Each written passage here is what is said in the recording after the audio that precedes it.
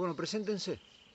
Bueno, yo me llamo Alberto Mailié, soy médico de familia rural y bueno, y estamos acá analizando ya en diciembre este problema de la pandemia, del COVID-19, tratando de sacar alguna conclusión, tratando de ir viendo cómo evolucionan las cosas, cómo se van cumpliendo un poco lo que preveíamos que era, cómo se va aclarando un poco el panorama, ¿no?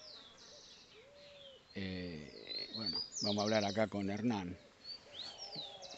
Sí, yo soy Hernán Centeno, soy profesor de física y química y charlando un poco como el balance entre el primer brote y la segunda ola, como dicen, La segunda ola. después de haber hecho hace unos meses algunas charlas, cuánto teníamos razón o no de lo que planteábamos y qué fue pasando con lo que estábamos denunciando de la política del gobierno y de la OMC y lo que se debería haber hecho y no se hizo y lo que se hizo y las consecuencias de lo que se hizo. Claro. Ustedes denunciaron en una conferencia que nosotros transmitimos en vivo en ese momento. Después Hernán estuvo en otra también, donde de alguna manera los interpelaron, de que esto de la pandemia del COVID era un fraude gigantesco. Claro, el tema era. Porque un poco, viste, se empieza a discutir si la existencia de la pandemia, la existencia del virus. Y yo creo que las discusiones se puede dividir en dos. Uno, esas, si hay realmente un virus, si hay realmente un hecho catastrófico que se llama pandemia. Y el otro punto es las acciones que se han tomado. O sea, qué han hecho los gobiernos para afrontar esta situación supuesta o no supuesta. Entonces, bueno, en principio lo que decíamos en ese momento era que bueno, que sí, que coronavirus existe, el coronavirus es una cepa conocida de virus desde antes, inclusive el coronavirus es, según algunos estudios, responsable de hasta el 16% de los casos de internaciones por influenza. Es un virus generalmente asociado al resfrío común, algunas diarreas. O sea, eso. Y bueno, y las muertes por neumonía, por gripe, también existen. O sea, el tema es si ese hecho es un hecho extraordinario, o sea, si hay un hecho extraordinario, si hay una situación distinta a la de otros años.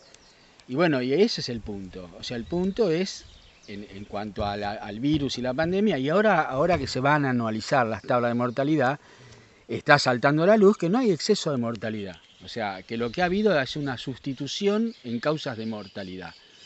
Digamos que de la mortalidad de siempre, los fallecidos de siempre, se le cambia la causa de muerte. Es decir, al que antes era neumonía o gripe o infarto o insuficiencia cardíaca, se lo hisopa, si da positivo para el PCR, que también es un test que tiene muchísimas dudas acerca de su fiabilidad, se lo cataloga como fallecido por COVID. Siguiendo los instructivos de la propia OMS, donde plantea que basta la sospecha clínica de que sea COVID para poder caraturarlo como muerte por COVID. Así se logran los 42.000 muertos argentinos. En Argentina no hay exceso de mortalidad. Ahora cuando se analicen las tablas vamos a ver que la mortalidad es igual a la del año pasado. Bueno, este hecho normal, se hace una campaña publicitaria que todos la vimos, es decir, una campaña publicitaria que no, yo no recuerdo que se haya hablado tanto tiempo seguido acerca de un solo tema. Incluso también es ver si son muertos por COVID o muertos que tenían COVID, Pero ¿no? claro, Porque capaz que es muy probable que hayan muerto por otras razones, paro cardíaco, por cualquier otra cosa, pero eran COVID positivo. pero es lo que sucede, porque inclusive dentro del guión, o sea, esta opereta tiene un guión, el guión lo escribió la OMS. Dentro del guión está explícitamente eso, es decir, cuando vos ¿qué pasaba el año pasado, en el 19 o en el 18? Un paciente de 85 años con insuficiencia cardíaca, con un pulmón congestivo, que engripaba, ingresaba al hospital, hacía una insuficiencia respiratoria y moría, se lo caracterizaba como muerto, neumonía o Claro. insuficiencia cardíaca. Ahora se le hace el PCR o no, porque no hace falta del todo hacer el PCR. Basta que haya un contacto, que alguien de la familia lo haya tenido, que haya una sospecha epidemiológica, o se le hace un hisopado, da PCR y se lo caracteriza como PCR. Está dentro del libreto de la OMS. Ahora, porque inclusive también hay un corrimiento en el significado, porque cuando vos lees la descripción de la OMS acerca de COVID-19, que es la enfermedad, lo dice claramente, es decir, es una enfermedad que afecta a los mayores, o sea, con mayor gravedad a los mayores de 65 años, con comorbilidad y bla, bla, bla. Pero en el común de la gente, lo que circula en el conocimiento público, que se informa por los medios, es que se trata de un virus en sí mismo mortal. No hay virus mortales, es decir, el ser humano es mortal. Y bueno, y digamos, la infección por COVID, como la infección por influenza, por gripe común, complica una situación preexistente y puede, bueno, ser el determinante, el desencadenante de la muerte en un paciente Con determinadas condiciones. complicado. Así que ahora se lo clasifica como COVID. Si esto es el fraude, lo que están ustedes denunciando, que es bastante claro, como lo explica Alberto, como lo decís vos, o sea, ¿cuál es la razón por la cual semejante fábula? Y acá yo creo que hay dos cuestiones. Una es el negocio, la necesidad de, a partir de hoy lo que vemos todo, ¿no? La guerra del laboratorio por la vacuna, y entendiendo que hoy el imperialismo es esencialmente el país o el sector que tiene patentes, es el dueño del mundo. Uh-huh. Y aparte sabemos que la industria farmacéutica, la industria de los laboratorios está hoy creo que por encima Sí. del resto de las industrias que están manejadas por el capital financiero. Pero por otro lado, también fue una forma de aleccionar a las masas, ¿no? Justo en el momento en el cual empezaba a haber rebeliones en todo el mundo, ¿no? De movilizaciones enormes, aparece este virus mortal, ¿no? El virus mortal, que parecía que era como una nube que salías a la calle y se te metía adentro y te mataba. Y a partir de todo el aparato de los medios de comunicación y todo, metieron, por lo menos durante un tiempo, a todo ese sector que estaba en la calle, lo metieron en sus casas, produciendo mucho más daño de lo que realmente produce el virus, ¿no? Sí, sigue en sus casas todavía, ¿no? Porque Sí. esto no acabó, dicen ellos. Ahora, vos fíjate, ¿no? Disculpame la digresión. Viste que ahora desde los funcionarios están diciendo esto no se acabó, viste que ya. Pero ese llamado, ¿no? Que tienen que avisarte que no se acabó. También expresa la virtualidad del fenómeno. O sea, es un fenómeno que no es perceptible en la vida cotidiana, te tienen que decir. Totalmente. ¿Entendés? Si no, nadie, a la gente que las azotó en Santa Rosa el temporal, nadie no convencerlo, no, hubo un temporal, no hace falta que les avisen. Es decir, acá la pandemia es un fenómeno, la pandemia peligrosa, apocalíptica, es un fenómeno virtual, existe en la medida en que vos prendas la televisión. Cuando vos apagás la televisión, deja de existir.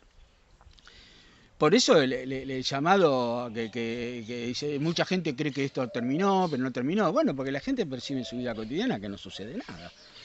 Esa es la realidad. Y bueno, y es lo que vos decís, o sea, acerca de la capacidad desmovilizadora, inclusive también de anteponer otro problema, ¿no? O sea, la gente que está preocupada por el salario, por sus condiciones laborales, por su futuro, por su falta de trabajo, se le impone un tema anterior, el miedo a la muerte, el cuidarse. La vida, o sea, por encima de todo. Claro, o sea, cambia el eje de la preocupación cotidiana. Que todavía está funcionando eso mucho, ¿no? Se habla mucho de eso, bueno. Eso por un lado. Y por otro lado el tema del negocio, que es más, o sea, va más allá de vender una vacuna, ¿no? O sea, significa un nuevo ciclo productivo. Así como hubo una revolución informática, ahora hay una revolución en las técnicas de edición genética. Es decir, se han perfeccionado herramientas que permiten la manipulación de genes y bueno, y eso abre un nuevo panorama de nuevas mercancías que pueden llegar a ser de seres humanos modificados genéticamente, o sea, del trigo transgénico a gente transgénica, ¿no? O sea, toda una nueva rama productiva que se espera que se reoxigene a un capitalismo agotado en cierto sentido. Eso por un lado. Y bueno, y por el otro lado la restricción de la libertad, ¿no? O sea, eso que llaman ellos el reseteo económico, la nueva normalidad. ¿Qué significa eso? Significa un deterioro en las condiciones de vida. Sin embargo, a pesar del intento y de que, como dice Alberto, todavía hay gente que se lo cree, todavía hay gente que está intimidada, hay un movimiento de masas que es muy poderoso que lo está empezando a hacer retroceder, particularmente en nuestro país, ¿no, Hernán? Sí, sí, incluso hubo algo que pasó en los últimos meses, ¿no? Que evidentemente esto produjo una crisis económica muy grande, o sea, profundizó la crisis económica y de pronto, yo soy de Escobar, ¿no? Escobar venía siendo uno de los municipios con más casos, problema grave, muchos negocios cerrados, ¿no? Y de pronto los casos empezaron a bajar, como casi mágicamente, y dijeron, bueno, ahora hay que empezar a abrir las escuelas y a abrir los negocios. Y eso pasó en varios lugares. Llegado diciembre, con lo que implica en este país diciembre, y con la gente ya, con el problema del hambre y todo, con ya la necesidad de empezar a movilizarse, empiezan a aparecer nuevos casos. De golpe hubo un rebrote.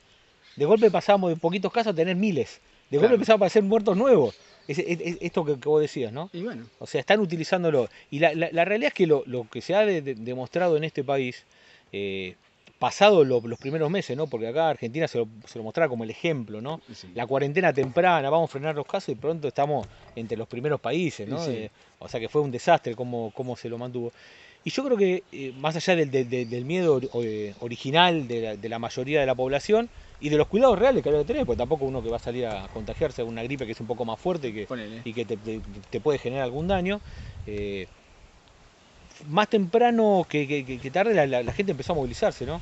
Y a lo mejor no era movilizarse en masas, sino era la rebeldía de decir, bueno, los pibes, bueno, vamos a juntarnos a jugar a la pelota, vamos a salir a caminar, voy a visitar a mi familia, ¿no?